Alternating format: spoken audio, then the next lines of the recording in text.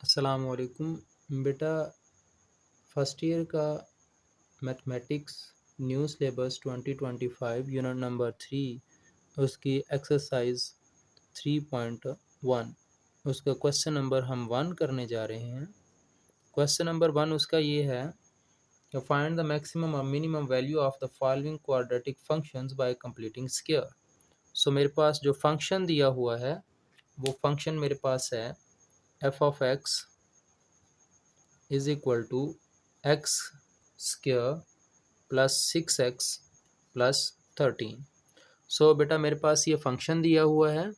अब वो कहता है इस फंक्शन का आपने मैक्सिमम और मिनिमम वैल्यू फाइंड आउट करना है बाय कंप्लीटिंग स्क्वायर।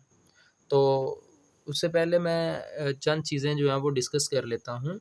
सबसे पहले तो ये कि ये जो है वो क्वाड्रेटिक फंक्शन क्या होता है।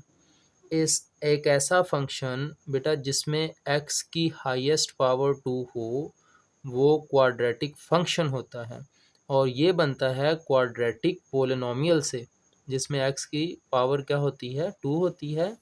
तो ये एक ऐसा फंक्शन बेटा जिसमें x की पावर 2 हो वो आपके पास क्वाड्रेटिक फंक्शन होता है। तो मेरे पास ये क्वाड्रेटिक फंक्शन दिया हुआ है।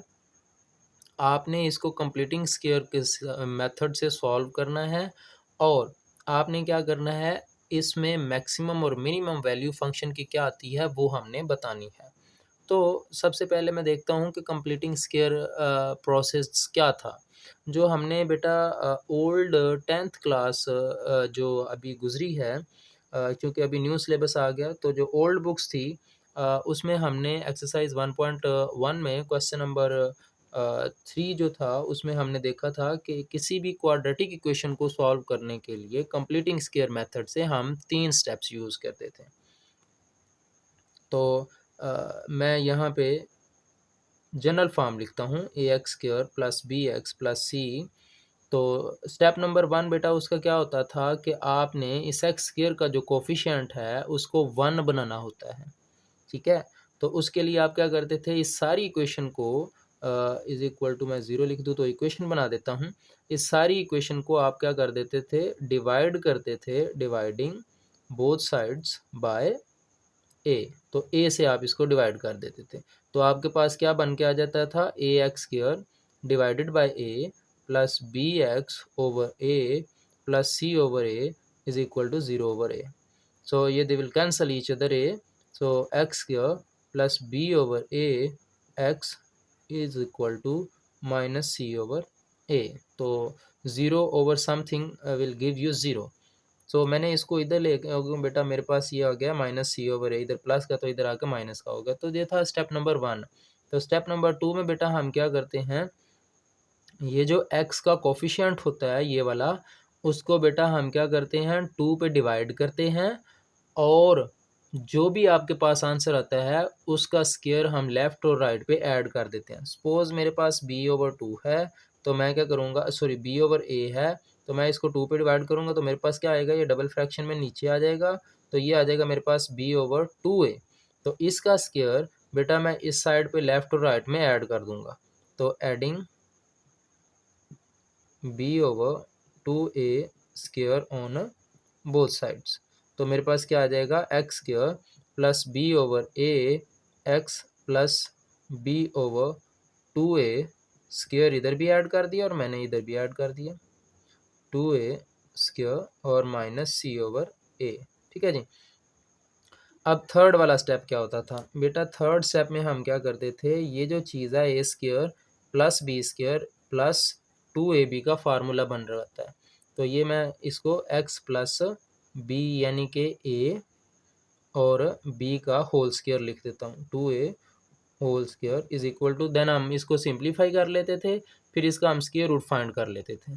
तो इस तरह से हम इसको सॉल्व करके इसको हमने सीखा हुआ था। अभी मैं क्या करना चाहता हूँ इसी कंप्लीटिंग स्क्वायर वाले तीनों स्टेप्स को इस्तेमाल करते हुए मैं इसको स्क्वायर की फॉर्म में लिखता हूँ। दूसरे अल्फाज में अगर मैं बोलूँ तो बेटा यहाँ पे ये जो चीज़ है क्वाड्रेटिक इक्वेशन या क्वाड्रेटिक आपके पास फंक्शन दिया हुआ है। अगर क्वाड्रेटिक फंक्शन दिया हुआ है उसने कहा है कि आप कंप्लीटिंग स्क्वायर को यूज़ करें और आप मैक्सिमम और मिनिमम वैल्यू फाइंड करें। देखें सबसे पहले बेटा जो क्वाड्रेटिक पोलिनोमियल या क्वाड्रेटिक फंक्शन होता है वो आपके पास जो ग्राफ देता है वो उसकी शेप, उसकी फिगर किस तरह की होती है, ये आप लोगों को सीखने की ज़रूरत है।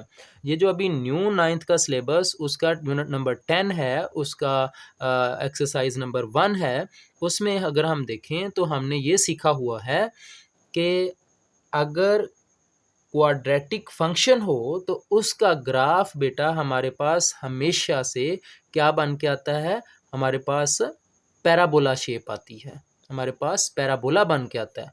तो मीन्स कि ये आपके पास कुछ इस तरह का ग्राफ आता है। ठीक है, ये मेरे पास सपोज ये एक्स एक्सिस है और ये मेरे पास वाई एक्सिस है, ये एक्स प्राइम है और ये वाई प्राइम है। तो इस तरह का, या फिर आपके पास इस तरह का आता है। ठीक है, तो अब इन दोनों में डिफरेंस हमने सीखना है। सबसे पहले बेटा पैराबोला एक इस तरह का पाथ होता है या आप कर्व कह सकते हैं, और ये बनता है डिफरेंट टाइप्स की कर्व से मिलके। ठीक है, वो क्या चीज़ें हैं वो ज़्यादा आगे प्रोसीजर में नहीं मैं जा रहा।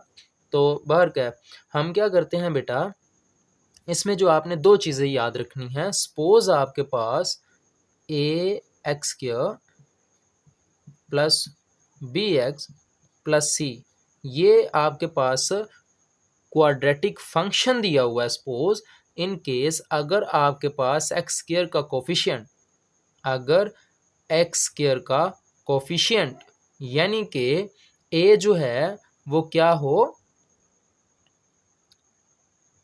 ए इज ग्रेटर देन 0 हो, तो तब हम ये कहेंगे कि ये जो कर्व है उसका फेस जो है वो अपवर्ड होगा, ऊपर को। और अगर आपके पास इस ए की वैल्यू बेटा लेस देन 0 हो, मीन कि ये आपके पास नंबर लाइन है। अब लेस देन 0 होने का मतलब इस 0 से कम हो, यानी कि माइनस की हो, -1 -2 -3 वट एवर। और ग्रेटर देन 0 होने का मतलब बेटा आपके पास +1 +2 +3 अप टू सो ऑन। तो अगर आपके पास इसका कोफिशिएंट पॉजिटिव आए तो मतलब उस पैराबोला का फेस जो होगा वो ऊपर को होगा। और अगर आपके पास इसका ए का जो एक्स स्क्वायर का कोफिशिएंट है, ए की वैल्यू अगर नेगेटिव आ रही है, तो इसका मतलब ये कि पैराबोला का फेस जो है वो नीचे की तरफ है। एक तो ये चीज़ आप लोगों ने याद रखनी है बेटा। दूसरी चीज़ जो मैंने आप लोग को समझानी है उसके लिए मैं पहले थोड़ी स्पेस बना लेता हूँ। ओके बेटा, मैंने थोड़ी सी स्पेस बनाने के बाद मैं इसको दोबारा फिर से ड्रा कर लेता हूँ। ओके, ये मेरे पास suppose a is greater than 0 है। ठीक है, ये मेरे पास पैराबोला की अपवर्ड फेसेस अप मैं इसको बोलता हूँ, या फिर इसका फेस या ओपन हो रहा है अपवर्ड। और अगर ये होगा ए इज़ लेस देन 0 तो फेसेस डाउन भी इसको बोलता हूँ, या फिर मैं कहता हूँ कि इसका फेस जो है वो डाउनवर्ड है। अब एक तो चीज़ ये मैंने बताई। अब दूसरी चीज़ बेटा जो मैंने आप लोग को बतानी है वो आप लोगों ने याद रखनी है। इफ़ अगर आपके पास ए की वैल्यू बेटा ग्रेटर देन 0 हो, देन इसका मतलब ये होगा कि फंक्शन जो है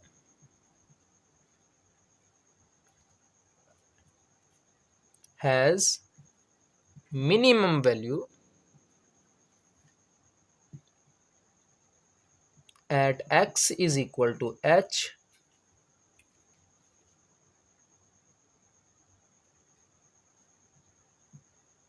इज k। तो ये चीज़ बेटा आप लोगों ने याद रखनी है। अब मैं इसको थोड़ा एक्सप्लेन कर देता हूँ।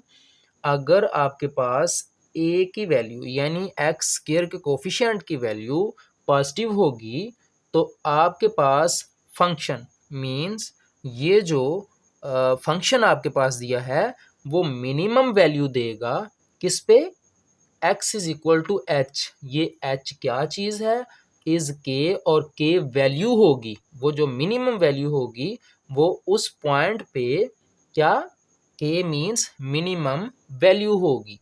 अब अगर आपके पास बेटा ये h और क्या चीज़ है अभी मैं थोड़ी देर में एक्सप्लेन करता हूँ। अगर आपके पास a इज ग्रेटर देन 0 होगा then f of x has less than 0 होगा। अभी ग्रेटर देन वाला केस डिस्कस कर लिया, अभी लेस देन वाला।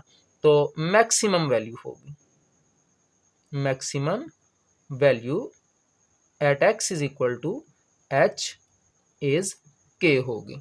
तो दो केसेस बेटा मैंने बताए हैं, केस नंबर 1, केस नंबर 2।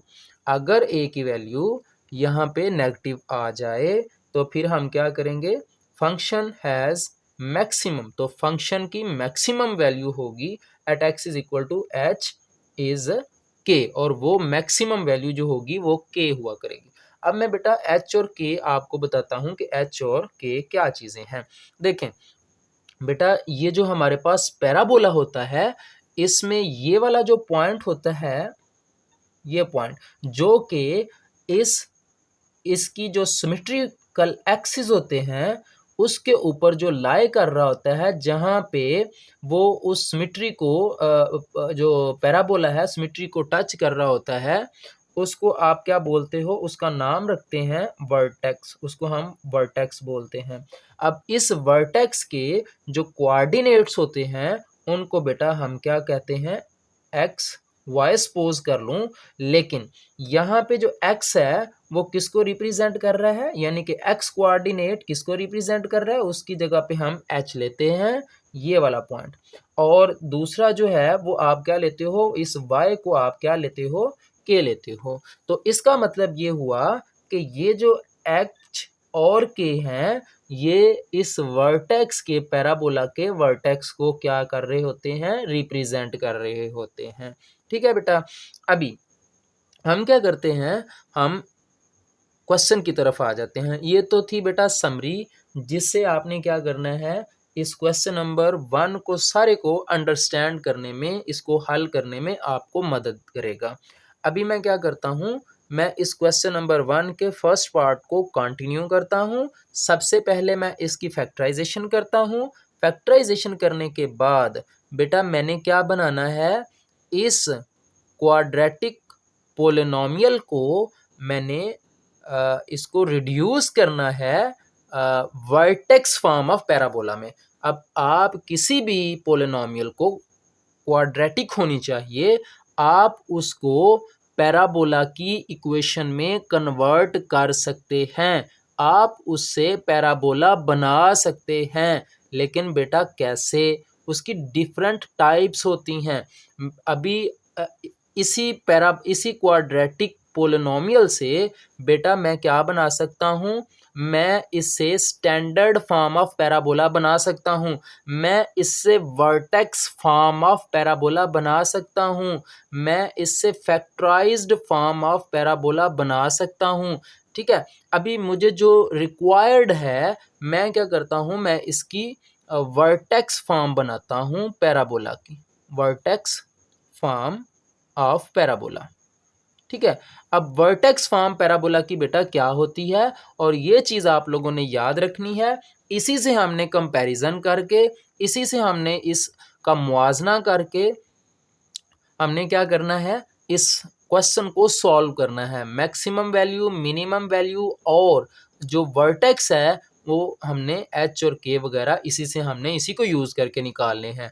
तो आपके पास जो इसकी वर्टेक्स फॉर्म होती है पैराबोला की, वो होती है बेटा a into x minus h square plus k.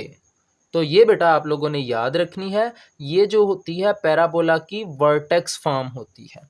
अब इस तरह की फॉर्म में मैंने इसको लिखना है। अब इसको इस पैराबोला की फॉर्म में कन्वर्ट करने के लिए वो कहता है कि आप क्या करें, कंप्लीटिंग स्क्वायर का मेथड यूज़ करें। अभी उम्मीद है कि आप लोगों को समझ आ गई होगी कि ये जो है क्वाड्रेटिक पोलिनोमियल, उसको उसने क्यों कहा है कि आप क्वाड्रेटिक इसको कंप्लीटिंग स्क्वायर से एक सॉल्व करें और वर्टेक्स फॉर्म में लिखें। चलें बाहर कैप, हम क्या करते हैं बेटा, इस क्वाड्रेटिक पोलिनोमियल को वर्टेक्स फॉर्म में पैराबोला की लिखने के लिए मैं इसके क्या करता हूँ, इसका कंप्लीटिंग स्क्वायर करता हूँ, यानी कि मैं इसका स्क्वायर बना के लिखता हूँ। तो उसके लिए बेटा मैं क्या कर सकता हूँ, यहाँ पे ऑलरेडी मैंने अभी थोड़ी देर पहले बताया कि मेरे पास 3 स्टेप है, तो मैंने उन तीनों स्टेप्स को फॉलो करना है। तो अभी मैं क्या करता हूँ, इसको रेस करके बेटा थोड़ी स्पेस बनाता हूँ, देन हम इसको सॉल्व करते हैं।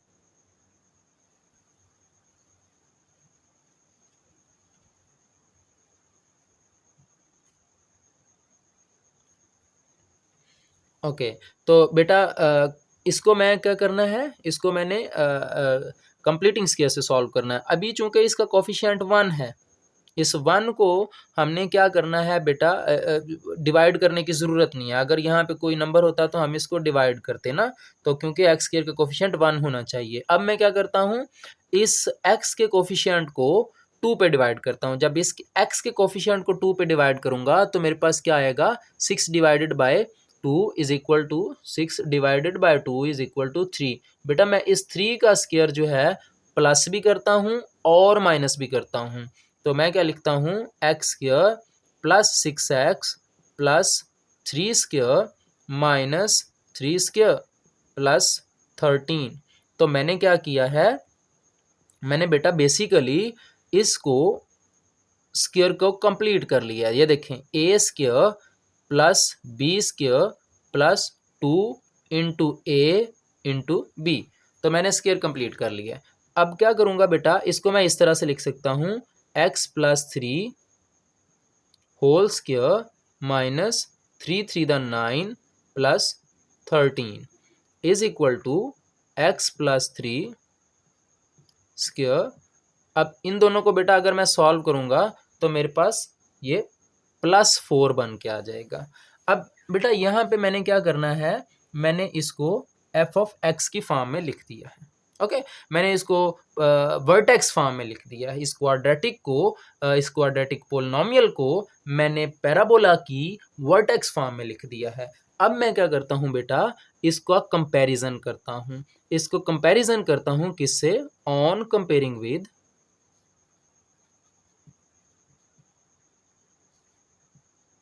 बेटा मैं इसका कंपैरिजन करता हूँ किसके साथ, जो पैराबोला की स्टैंडर्ड फॉर्म है, सॉरी वर्टेक्स फॉर्म है, वो क्या है, a x minus h square plus k. अब अगर बेटा इससे मैं कंपैरिजन करूँ तो इसका जो साथ में ये जो ए लगा हुआ है ना इसका, तो ए की जगह पे यहाँ पे क्या लिखा हुआ है, 1 लिखा हुआ है। तो इसका मतलब ये हुआ हियर, यहाँ पे ए जो है वो बेटा आपके पास क्या है, 1 है, एंड यहाँ पे बेटा h जो है वो आपके पास किसके इक्वल है, वो h जो है वो बेटा आपके पास क्या है, ये -3 है। ठीक है, और k की जो वैल्यू है वो आपके पास क्या है बेटा, 4 है। ये k की जगह पे क्या लिखा हुआ है, 4 लिखा हुआ है। अब बेटा अगर मैं देखूं, ये जो a की वैल्यू है वो मेरे पास क्या है, ग्रेटर देन 0 है। ठीक है, अगर ये a की वैल्यू ग्रेटर देन 0 है तो इसका मतलब ये हुआ कि मेरे पास जो पैराबोला बन के आएगा वो क्या होगा, उसका फेजेस क्या होगा बेटा, उसका फेस जो होगा वो अपवर्ड होगा, यानी कि उसका फेस कुछ इस तरह का होगा।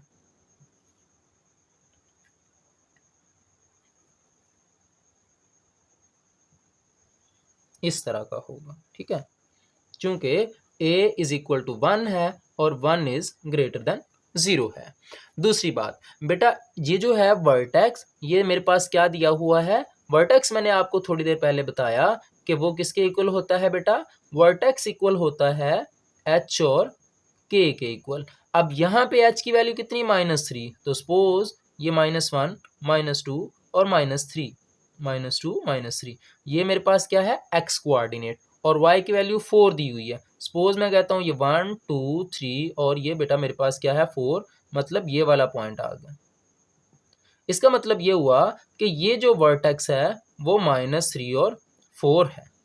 ठीक है, और इसका फेस अपवर्ड है।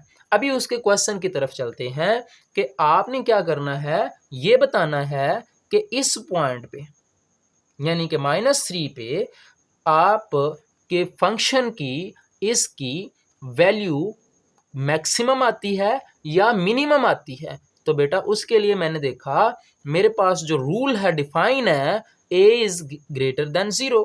अगर a ग्रेटर देन 0 हो तो फंक्शन की वैल्यू मिनिमम होती है, ठीक है। मैक्सिमम वैल्यू तो इस पॉइंट पे भी है, तो मिनिमम वैल्यू होती है फंक्शन की। देयरफॉर इसका मतलब ये हुआ द मिनिमम, ओके मैं इसको थोड़ा फॉर्मल वे बना देता हूं।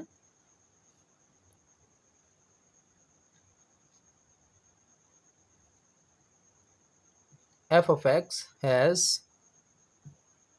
minimum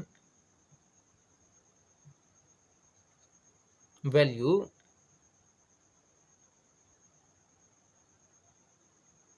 at x is equal to h is equal to -3 is k is equal to 4। और इसको मैं थोड़ा और सिंपल लिखना चाहूँ तो at x is h is equal to -3 is 4। तो बेटा मैं इसको इस तरह से भी लिख सकता हूँ।